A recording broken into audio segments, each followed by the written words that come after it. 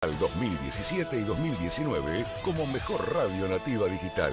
Conexión abierta, nuestra forma de hacer radio.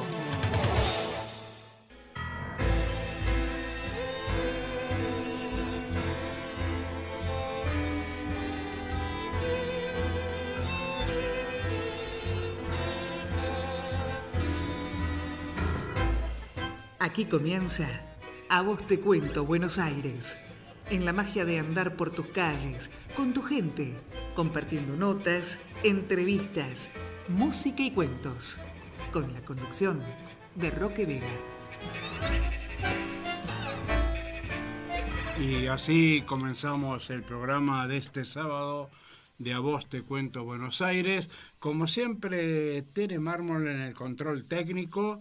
Y continuamos con el maestro Andrés Bestar Mayo en este ciclo que engalanó el mes de septiembre de artistas plásticos argentinos, y justamente con un fin de ciclo de cuando hicimos aquel ciclo de 55 programas con los más importantes artistas del barrio de La Boca.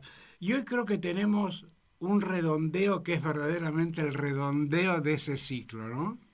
¿Cómo andás, Roque? Sí. Bueno, en principio agradecerte que esto sin tu colaboración y sin tu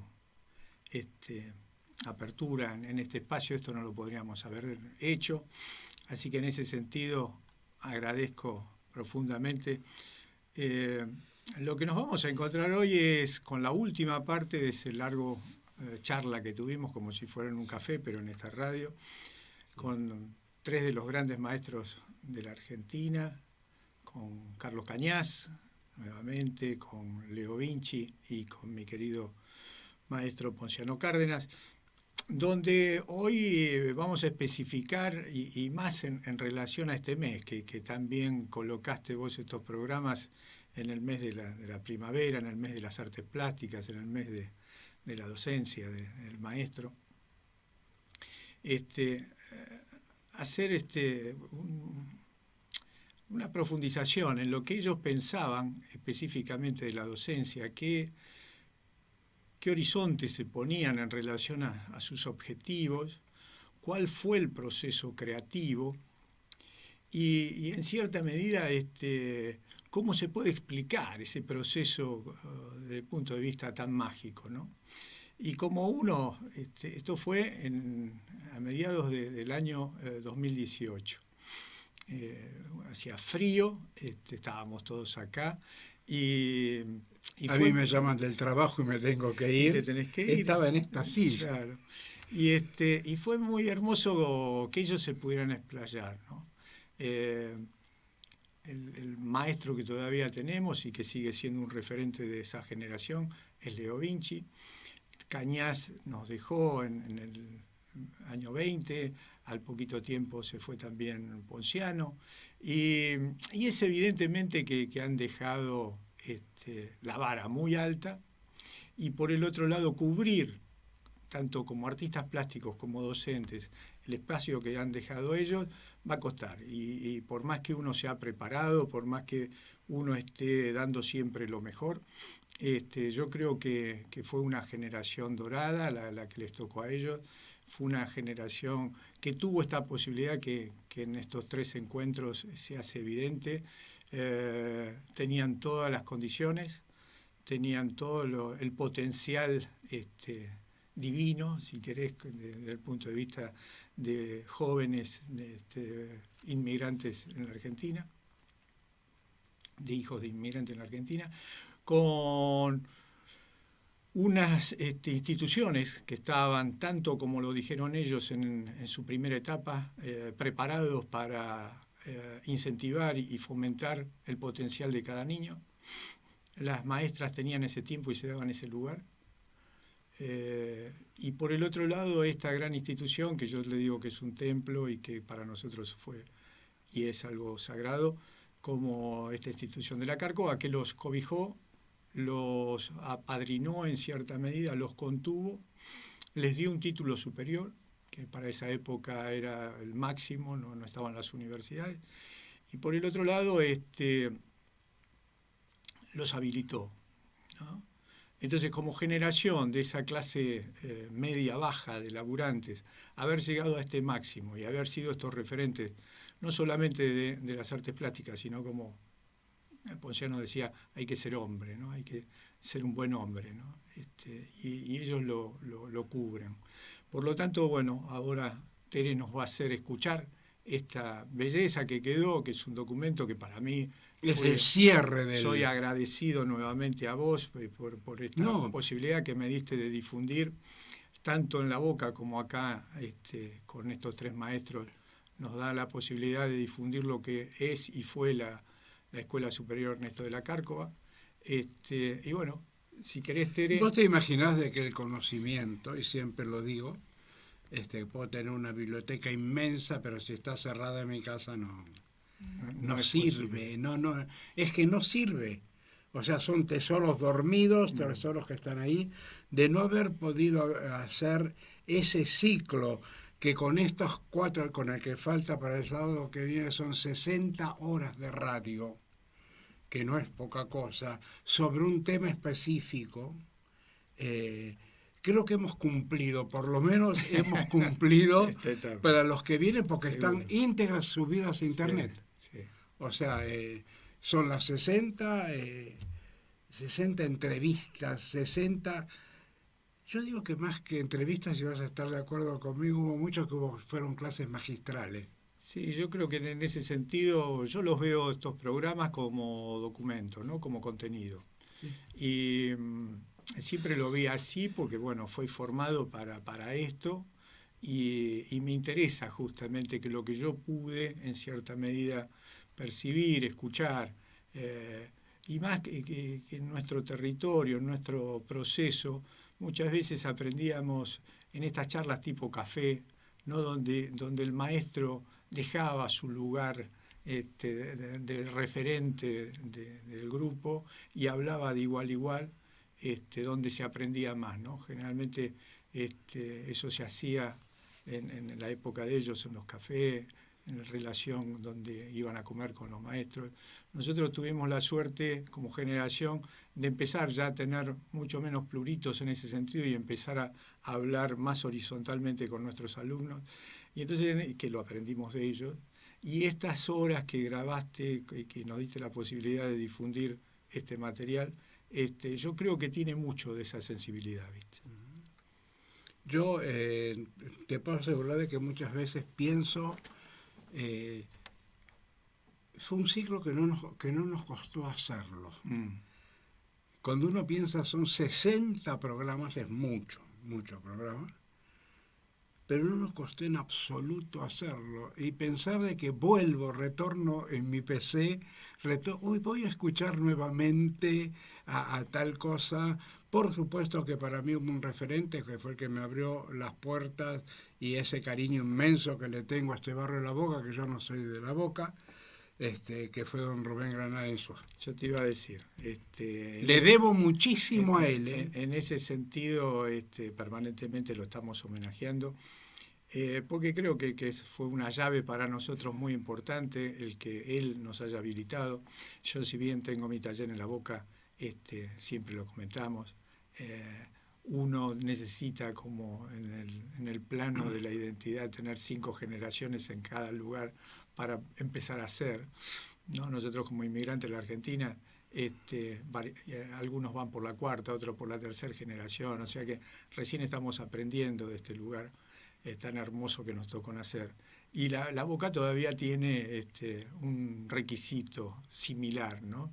Parece esa extracción de identidad italiana que todavía exige esas 5 generaciones para hacer. Y existe más fuerte de lo que vos crees. Está un poco deteriorado por una situación que todo el mundo conoce, una situación del país, una situación general, una situación de un supuesto abandono del barrio, que es un deterioro que el tiempo lo trae después, pero a pesar de eso, cuando estás en sus calles, está el alma dando vuelta ahí. Por eso te decía que en cierta medida pudimos tomar esa esencia en estos programas, la gente los tiene en YouTube, también están como patrimonio ya de la Boca a través del museo. En el Museo de la Voz. Esto lo pudimos hacer en vida de Rubén, que yo creo que fue una devolución muy importante.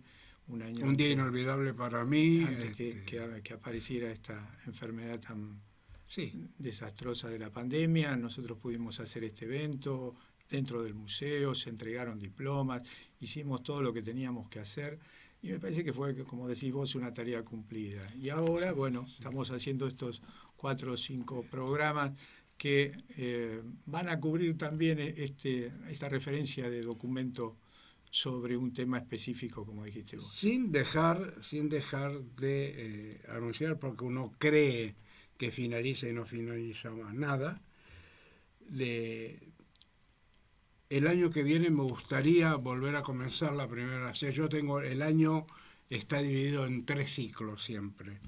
Uno, que es el de literatura, tango y teatro, donde se encuentran y se separan esas 3 disciplinas. Otra, con el Rotary Club Belgrano y Universidad de Belgrano, ¿no es cierto?, en este serio problema del medio ambiente. La Universidad de Belgrano con sus nuevas carreras de medio ambiente. Y la primera que siempre quiero, como comencé este año, dedicar a la Boca. Yo comienzo mi ciclo, son no menos de 8 o 9 programas dedicados a la Boca, como para decir aquí estoy. Ese aquí estoy no es por mí, sino es por la esencia, que son 2 cosas totalmente distintas. Y tal vez, tal cual hablamos el otro día, estemos nuevamente en este estudio, comenzando con algo tal vez un tanto distinto a lo que habíamos hecho antes, pero todavía no nos vamos a ir, porque falta un sábado de septiembre. Y Tere, desde allá, desde el control, porque estamos en vivo, y eso es lo hermoso de este programa, por eso el otro día sonaba el teléfono, me está haciendo nota, Roque, lo que ustedes van a pasar es hermoso y es un poco extenso. Así que, Tere, adelante. En este momento, nuevamente, agradecerles por estar acá en este espacio del arte, gracias a nuestro querido Roque Vega, en su espacio A Vos Te Cuento Buenos Aires. Vamos a seguir charlando con 3 de los grandes maestros de la Argentina, como es Carlos Cañas, Leo Vinci y el maestro Ponciano Cárdenas. Desarrollaron específicamente en las artes argentinas grandes columnas, tanto en el plano artístico como también en el plano pedagógico.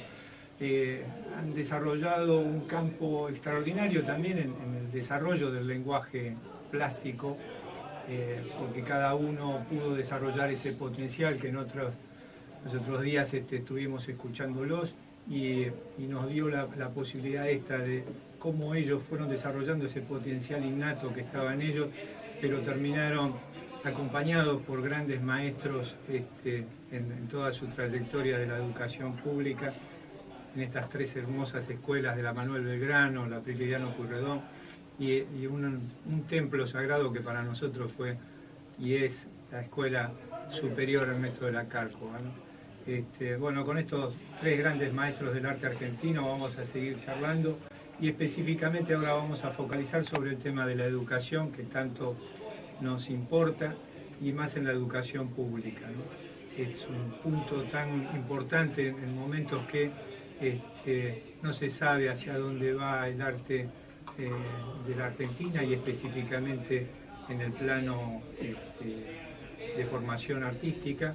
Estamos en un momento de crisis y como tal puede ser un momento creativo para todos nosotros, pero seguimos abocados en que la mejor formación siguen siendo los talleres, sigue siendo el campo práctico y del desarrollo desde el taller, llegar al conocimiento, como estaban antes hablando nuestros queridos maestros, que a lo esencial se llega a través del trabajo y el trabajo del taller, desarrollando ese potencial innato que tiene cada ser humano.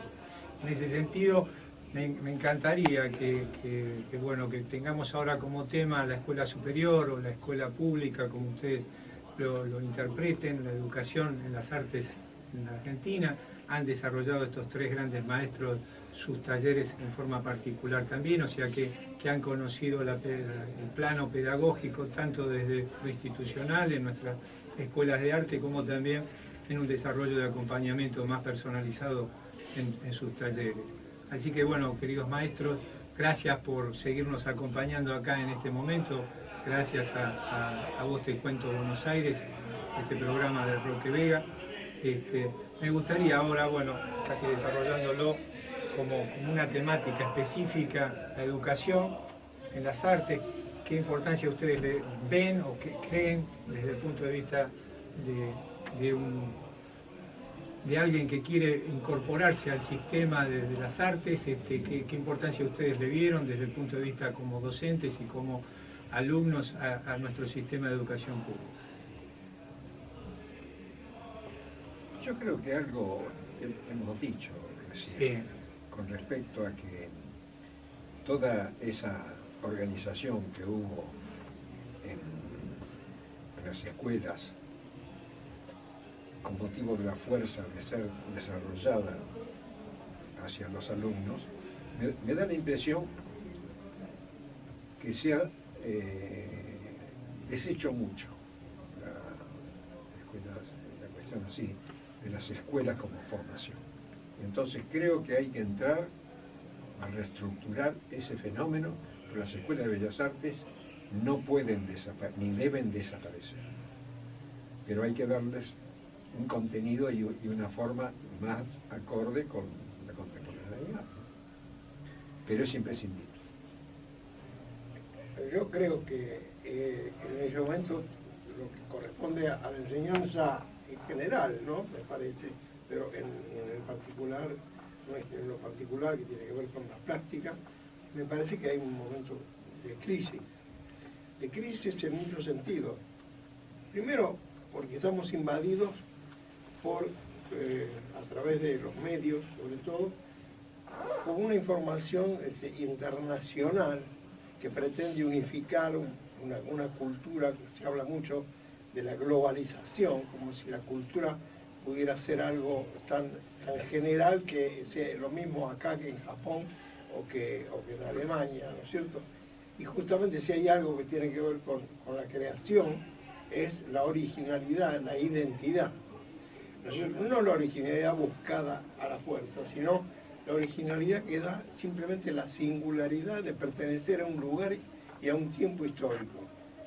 Eso es el alimento que hace que cada uno después desarrolle lo suyo a su manera, pero la identidad a través de la obra que uno genera es la que hay que preservar y no sentirse arrastrado por los medios que hoy apuntan más a la economía, apuntan al mercado y el espectáculo.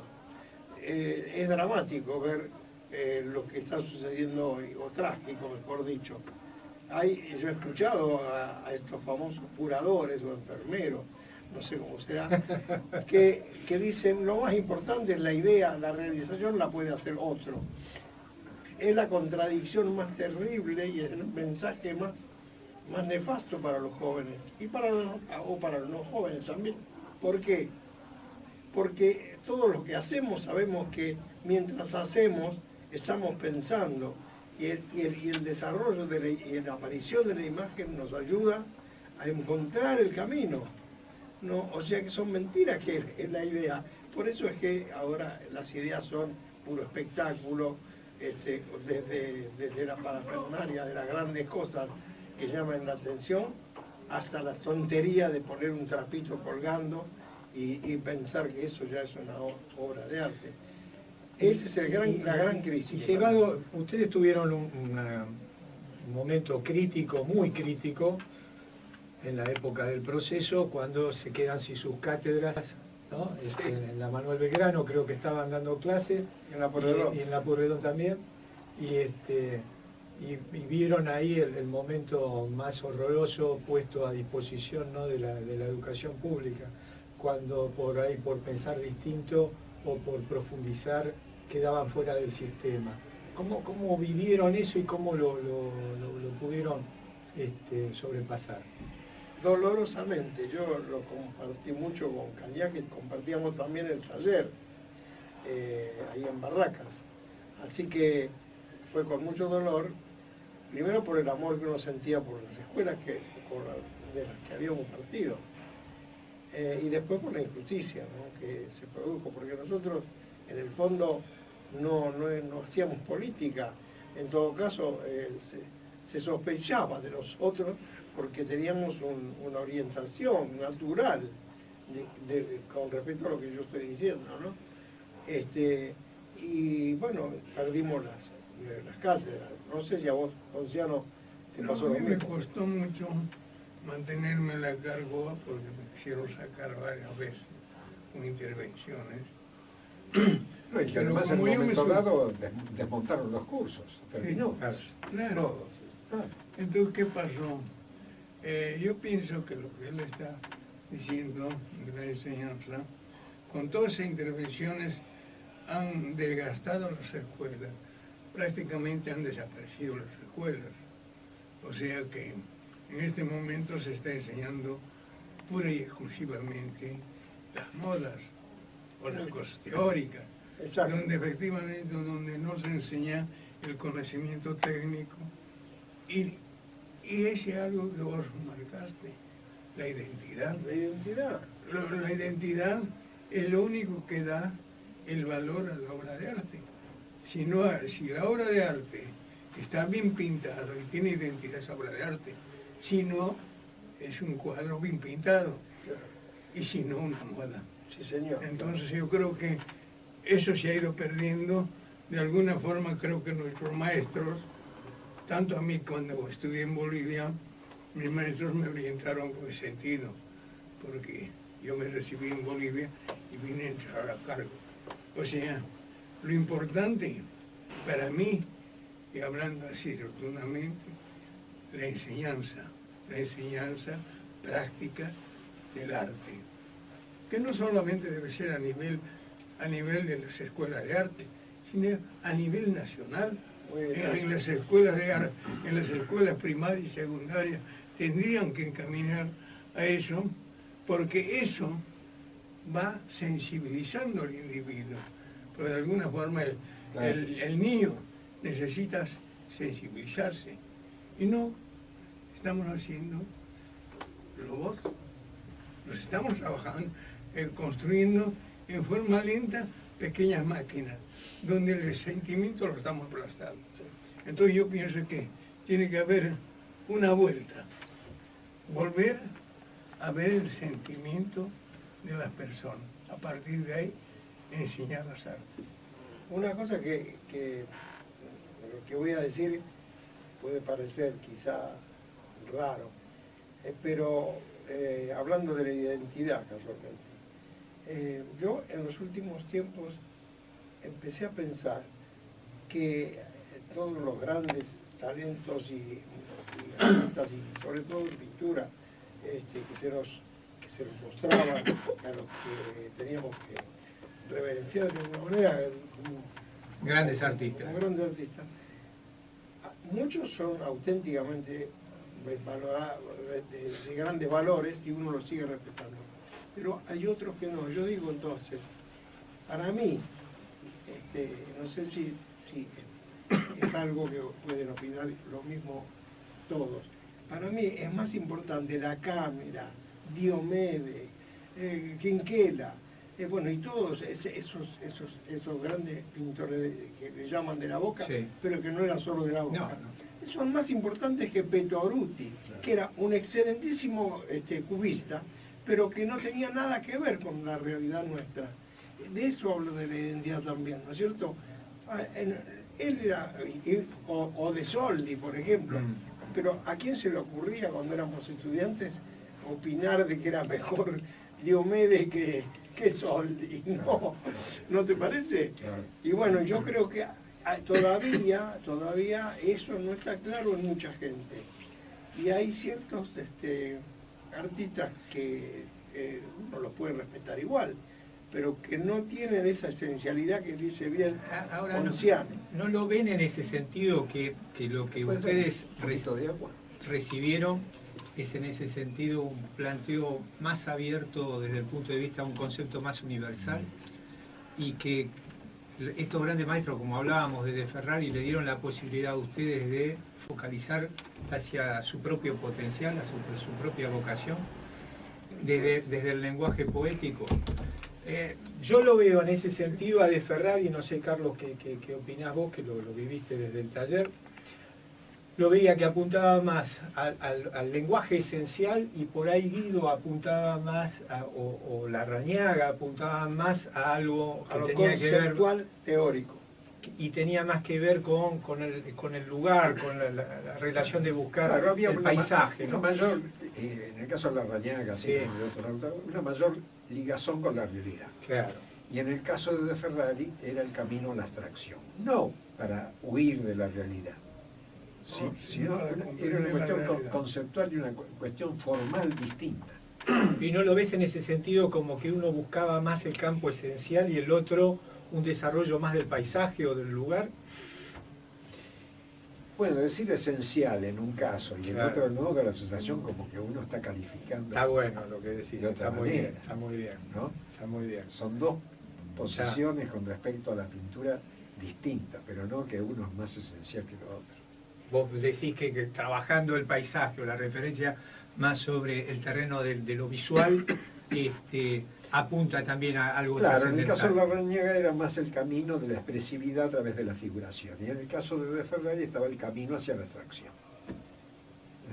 Esa era la diferencia.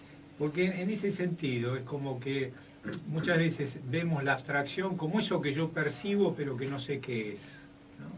Y entonces en ese terreno de algo que yo sé que está ahí pero no lo puedo agarrar ni le puedo dar forma, estaba esa búsqueda que Claro, yo creo que este gran maestro, correcto, ¿no?, los orientó a ustedes como para que entraran a ese plano, ¿no? Por eso es tan interesante, tanto en el plano de Leo, que venía desde el volumen o desde la forma, tratando de agarrarlo en lo tridimensional, o el mismo caso de Ponciano, desde esa proyección tan referente a su identidad A su tierra y americana, ¿no? Pero que le servía también como un orientador en ese sentido para buscar esa proyección específicamente de la propia imagen, ¿no? Que no es fácil. Ahora, pero yo Claro, bueno, pero es un terreno, por eso digo, por un lado está lo técnico y por el otro lado está esa metodología para poder llegar a ese plano, ¿no? Ahora, Que yo no es creo- fácil. ¿No? Esa parte, Andrés, creo que no se busca. ¿Está o no está? ¿Entendés? Que eso es la gran... lo terrible. Desarrollalo, a ver, ¿no? dale. ¿No? Desarrollalo. O sea, nosotros podemos desarrollar técnicamente con pensamiento, pero el contenido, eso no sale como el guapo. ¿Está o no está? Entonces, Y vos decís que eso, determina que para la eso no hay dimensión de tu método, obra de arte. Ponciano. Vos decís No, que que para no. eso no hay método. No hay método. Es trabajo, nada más, trabajo. Hay que trabajar. Aquello surge. Eso lo hemos hablado muchas veces. Bueno, estábamos hablando del método y lo importante que era. Yo decía cómo se puede lograr desde el punto de vista de la educación un método a eso que nos llevaba por ahí de Ferrari, que me llevaban ustedes cuando me hablaban desde la poesía, cuando me hablaban desde las analogías que podían encontrar en la naturaleza y nos hacían comprender en cierta medida cuáles eran esas leyes que estaban intrínsecas en la naturaleza y que nosotros debíamos aprender para hacer ese desarrollo creativo, ¿no?, en nuestra obra. En este caso, Ponciano ponía en dudas, como que no hay método, que eso se tiene que dar, ¿no?, o naturalmente, que no hay un método Claro. desde el punto de vista pedagógico para que al alumno No hay llevarlo una- a ese no hay terreno. una fórmula que uno la aprenda y la aplique, no. Hay todo un campo de libre pensamiento y de libre sentimiento, que es enorme. Eso no está regido intelectualmente, pienso yo, ¿no? Ahí trabaja más la intuición. La intuición, la emoción, la sorpresa, el encuentro, un montón de motivos de la vida cotidiana con respecto al fenómeno artístico que van generando las formas que terminan expresándose. Pero no hay una fórmula, no hay una estética que uno aprenda y de acuerdo con eso. Bueno, justamente lo que dice Carlos, coincido absolutamente, ¿no? Y él, la última palabra que dijo es estética. Yo creo que cuando uno trabaja, lo que menos piensa es en lo estético, ¿no es cierto? Nosotros, en todo caso, cabe más el término ético que estético. O sea, la estética es una consecuencia natural de lo que está bien hecho. O sea, se hace estético porque todo es coherente consigo mismo, ¿no es cierto? No se puede apuntar a lo estético de entrada, porque es empezar por el final, ¿no es cierto? O sea, nuestra tarea como docente, en todo caso, es hacer que cada alumno siga ese camino que dice Cañas, el camino en el que él se dé cuenta que hay mucho dentro de sí mismo, que puede ir volcándolo, pero para eso hace falta saber cómo volcarlo, y esa es nuestra tarea, y darle elementos para que aprenda, inclusive desde la técnica hasta la posibilidad de equivocarse. A veces nosotros teníamos miedo de equivocarnos, y lo que hay que hacer es equivocarse, es la única forma de abrir camino, ¿no es cierto? El error a veces ayuda, y de intentar, de transgredir, pero con un sentido. Un científico transgrede, cuando dice, esto es así, pero no podría ser de otra manera, y aparece otra cosa. Bueno, eso... Y el laboratorio ahí lo ves como más como el taller, no es un proceso intelectual, sino es un hecho permanentemente y un desarrollo. Claro, pero a todo lo que se dijo, agreguémosle la palabra pensamiento, claro. Porque el pensamiento solo, racional, no sirve, pero el hacer, la imagen que se elabora, está cargada de pensamiento. O sea, hay que ver de qué quiere decir pensamiento finalmente. No se piensa de mil maneras. Pero un poco en base a lo que decía Carlos, hay como una acción directa también, ¿no? Hay como un desarrollo que cuanto yo puedo expresar lo que estoy sintiendo y comunicarlo en la tela o en el caso tuyo, como sí, lo de Ponciano, la escultura, y encontrar la forma, el desarrollo de estar en una acción directa, ¿no? Pero una vez producido ese fenómeno, metidos en el proceso y lanzados a la concreción del asunto, hay todo un margen que no tiene contención intelectual. Muy bien. Queda librado a, no sé si la palabra es el azar, el misterio, el pensamiento, la intuición, pero es incontrolable. Si no, no hay creación posible. Sin ese porcentaje... ¿Y cómo se ven en el momento que eso aparece? Es en medio del hacer. Pero pero en el disfrute interno de uno, ¿cómo lo sienten ustedes? Bueno, no se puede, digamos, separar cosa por cosa, aún para analizarlo. Hay como un bloque de expresividad lanzado, donde no se puede establecer medidas para darle nombre a cada parte. Hay algo. Hay un gran porcentaje. Pero te vas a dormir mucho más tranquilo, ¿o no? Claro, por supuesto. Una cosa anecdótica.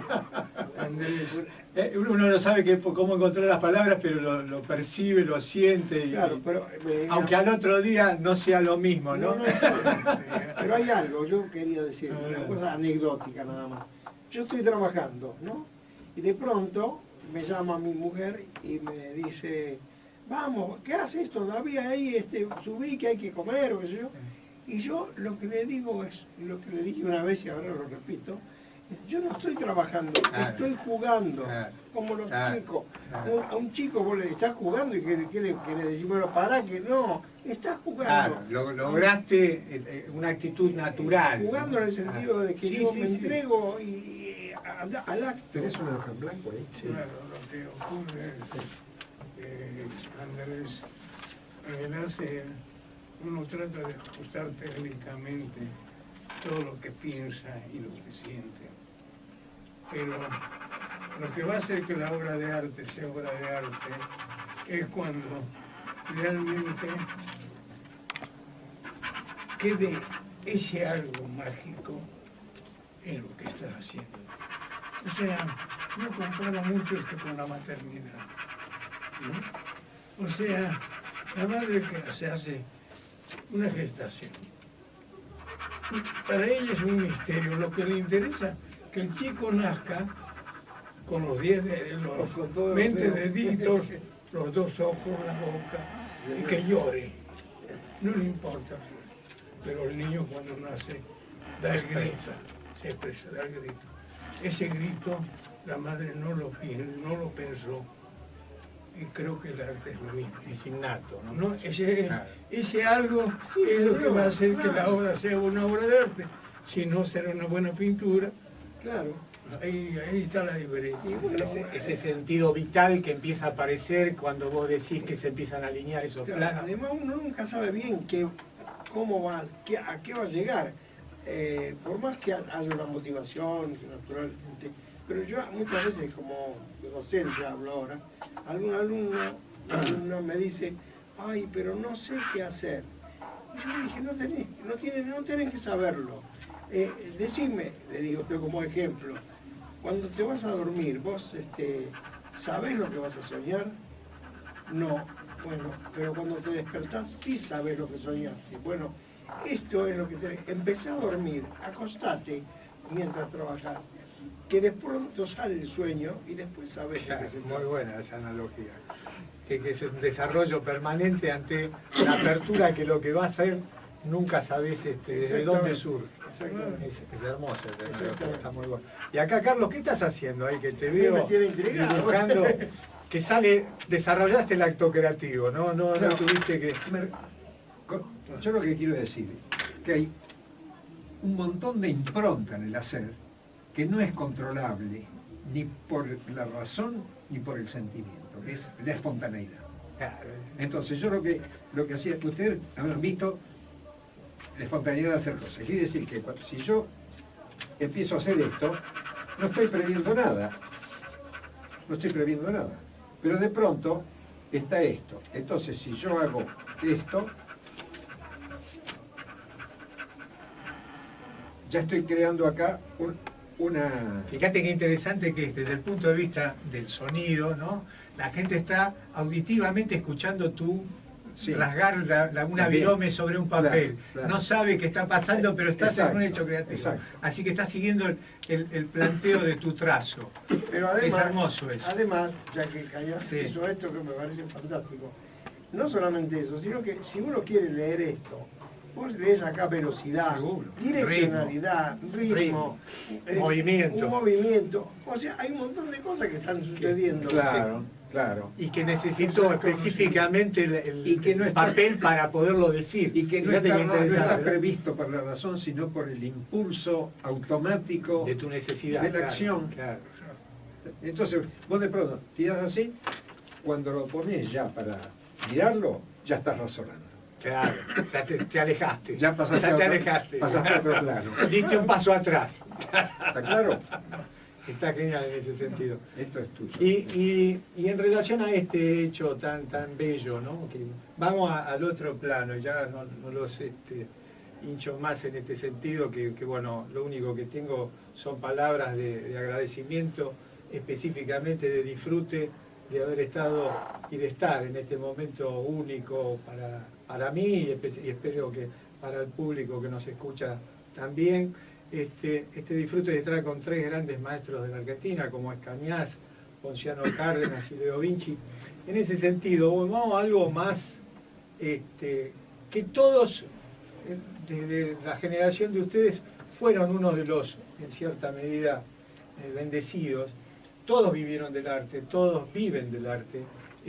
Además de la docencia, han podido vender obras, se han incorporado al mercado, que es algo tan difícil.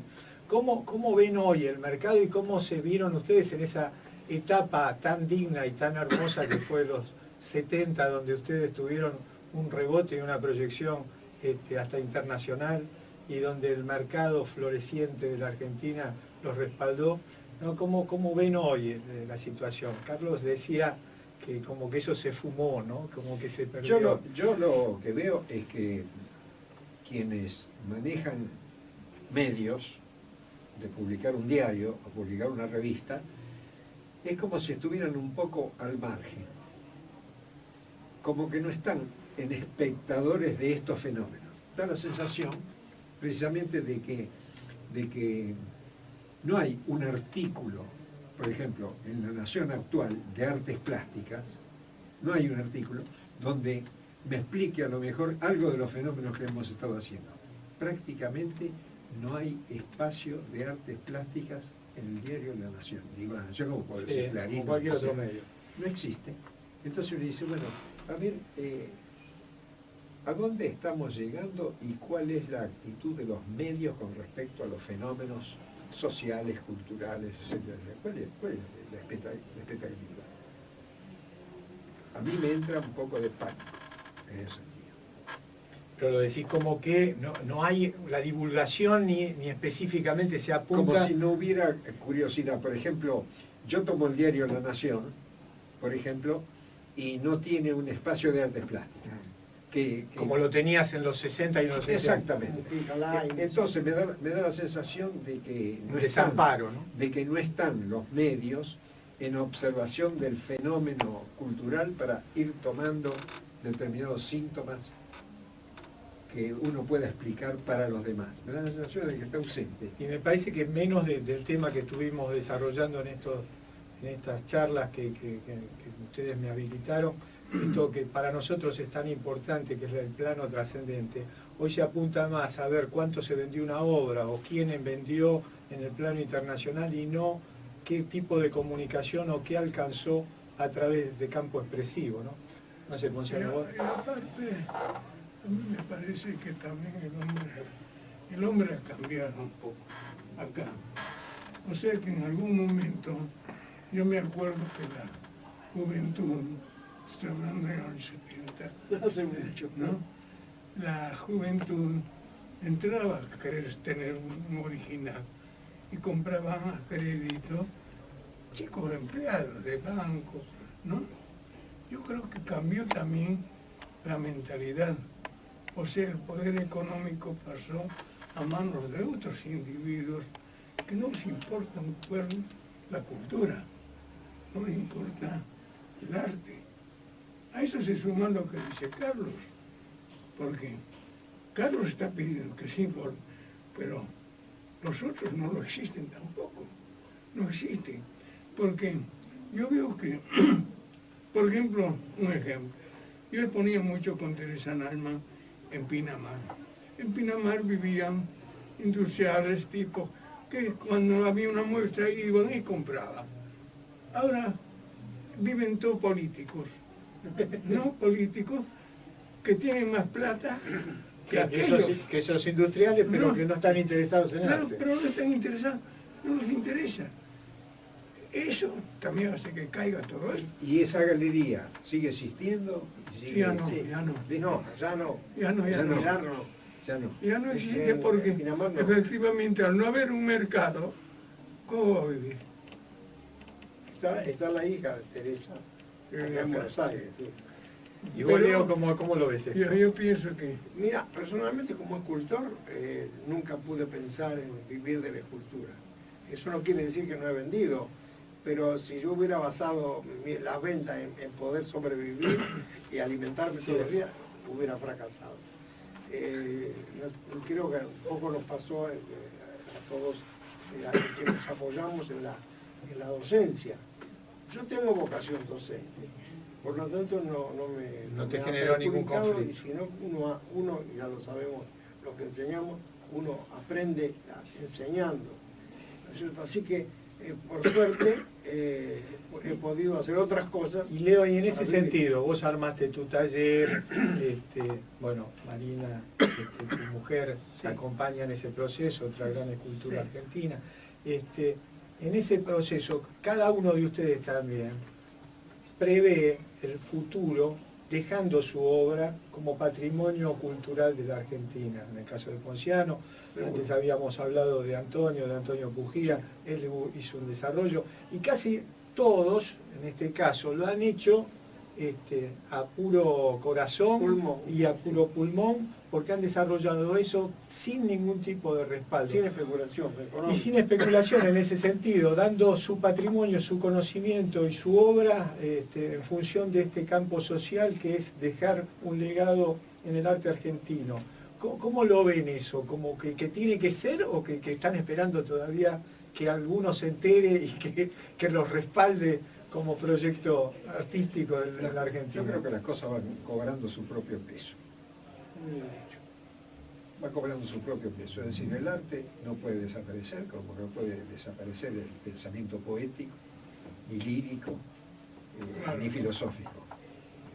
Habrá épocas y momentos en que uno como espectador del fenómeno dirá, qué fantástico, en tal época, tal pensamiento, tal acción, cómo se analizaba y se empleaba. Puede ser un momento en el cual haya como una abstracción, como el no observar ni escribir sobre eso. Bueno, es un momento de vacío. A mi juicio, este síntoma es un síntoma de vacío, y ese vacío va a aclamar su expresividad, su forma. Ahora, pero es interesante que dentro de ese espacio, podríamos decir, de silencio, cada uno de ustedes estuvo produciendo obra, Sí, claro. sin esperar ni especular que los Absolutamente. escucharan. Exactamente. Pero podría agregar algo. Yo creo que la crisis de la que estamos hablando, un poco puede ser por un proceso natural que se da cíclicamente, pero también yo creo que hay, cada vez que hay un poder dominante en el mundo, a lo primero que ataca es a la cultura, o por lo menos no la hace crecer. Porque la cultura, y eso estoy hablando mucho de lo que decía Ponciano. Lo que dice Ponciano, ¿no es cierto? Esa cultura que él por suerte ha podido mantener firme, ¿no es cierto?, a través de su obra y de la imagen y del pensamiento, eso es lo primero que ataca todos los poderosos, ¿no? En una época cuando éramos todavía colonia española, se introdujo la religión para copar otros pensamientos místicos y trascendentes como pudieron haber sido lo de la cultura de América. Y bueno, y ahora los poderes económicos que pretenden que América sea como el patio de atrás, ¿no es cierto?, de las potencias, tratan de que la cultura no se desarrolle, porque la cultura finalmente es la que sostiene el espíritu de un pueblo, ¿no es cierto? Aunque parezca raro que una cultura pueda, pero es así. Y yo creo que el hecho de que los medios de comunicación y que las modas internacionales se mezclen y se nos transmitan y hagan que los jóvenes piensen que ese es el camino, es una manera de atacar la cultura, ¿no es cierto? De atacar por lo menos la capacidad que puede tener una persona joven de desarrollarse él como persona y él como parte de una colectividad. Bueno, me parece fantástico. Espera, Carlos, que cerramos ya. Sí. Me parece fantástico esto. Espero que hayan estado y los hayamos atendido bien en este lugar, que lo hayan pasado tan bien como lo pude pasar yo, con tres de los grandes artistas de la República Argentina, esto con subrayado y con letras de molde bien grande. Espero que el público haya podido apreciarlo como lo aprecié yo en este momento. Ya les digo que esto lo pudimos hacer en A Vos Te Cuento Buenos Aires gracias a Roque Vega, pero más allá de eso, con esta jovialidad que hablaron y con esta coherencia que no muchos tienen, les haría una simple pregunta que no sé si por un planteo de coquetería no lo van a poder decir, pero si estuvieron trabajando y pintando o esculpiendo y vienen de eso, y en qué fecha nacieron y de qué edad tienen, con mis entrevistados. A ver, Carlos, ¿estuviste trabajando hoy? ¿Estás pintando? Sí, yo trabajo siempre. Pero ¿cuál es la pregunta concreta? ¿Qué edad tenés? 90 años. Y faltan pocos días. 90 años. Esto es para aquellos que tienen problemas, que siempre se sienten que les falta motivación para el trabajo, que nunca saben qué es lo que se tiene que hacer, ni cómo se tiene que hacer. Bueno, con estos pibes que estuve hoy charlando con esta gran gente, ¿vos, Leo, cuántos? 87. Ah, sos el más pendejo, sos el más nene. Pero son años, ¿no? ¿Y Ponciano? Después de 80 para arriba. Sí, el año 27. O sea, el mes de agosto voy a cumplir 91 años. 91 años. Así ¿Y estás que- trabajando? Así o no? que es ligeramente mayor que yo. Unos meses mayor que yo. Exacto. Yo creo que voy a dejar de trabajar cuando esté horizontal. Claro, claro. Sí, señor. Porque es verdad. yo tengo la idea, y siempre lo pensé muchas veces, yo creo que yo pintaba en el vientre de mi madre, Muy bien. ¿no? Hice mi vida todo seguidito. No hice otra cosa en mi vida. Hice la Escuela de Bellas Artes en Bolivia, pude entrar acá en la Carco, viví del arte, viví de lo que me gusta. Y la verdad que agradezco a este país, agradezco a mis compañeros que me aceptaron, aunque don Alfredo Guido me dio un manazo tremendo cuando me dijo hermano boliviano. Hermano. Que para mí eso era muy importante, porque realmente todos nosotros somos hermanos. Seguro. Con Antonio nos hablábamos como hermanos. Él me decía, hermano Ponciano y hermano Antonio. Bueno, así que les agradezco mucho, queridos amigos, profesores, grandes maestros. La verdad para mí fue hoy una noche muy feliz, un momento muy feliz de haberlos tenido acá en esta mesa charlando, como recordando viejos tiempos. Yo hablo que Ponciano siempre me convoca porque así cree que él sigue teniendo 50 años y yo 25 y seguimos teniendo esa idea. Así que agradecido esta entrevista y bueno, lo mejor para ustedes. Se lo merecen. Perfecto. Bueno. Muy bien.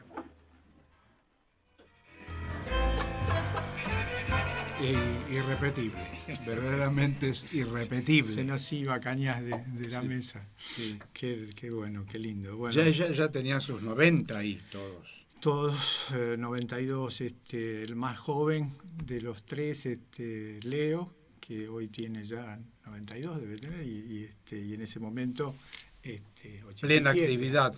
Los tres, era brillante. Tanto Ponciano como Carlos se vinieron solos, creo que hasta Carlos vino con su coche.